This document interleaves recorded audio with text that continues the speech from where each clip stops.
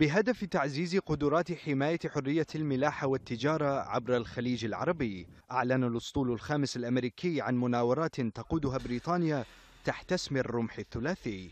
المناورات العسكرية تعقد قبالة سواحل البحرين بين 31 من يناير والثاني من فبراير، قيادتها بريطانية بمشاركة أمريكية وفرنسية وأسترالية، ومن شأنها محاكاة مواجهة مع إيران في مياه الخليج العربي.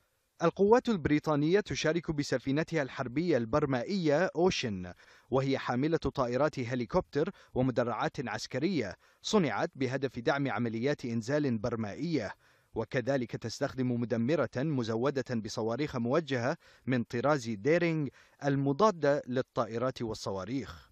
الولايات المتحدة من جهتها تشارك بمدمرتين من طراز أرلي بيرك أيضا مزودتين بصواريخ موجهة.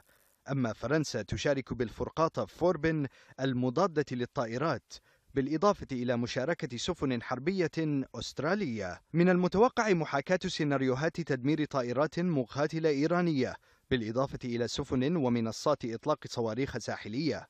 تجرى المناورات على خلفية مناوشات بلغ عددها 35 في النصف الأول من 2016 فقط، حدثت بين البحرية الأمريكية والسفن الإيرانية في الخليج.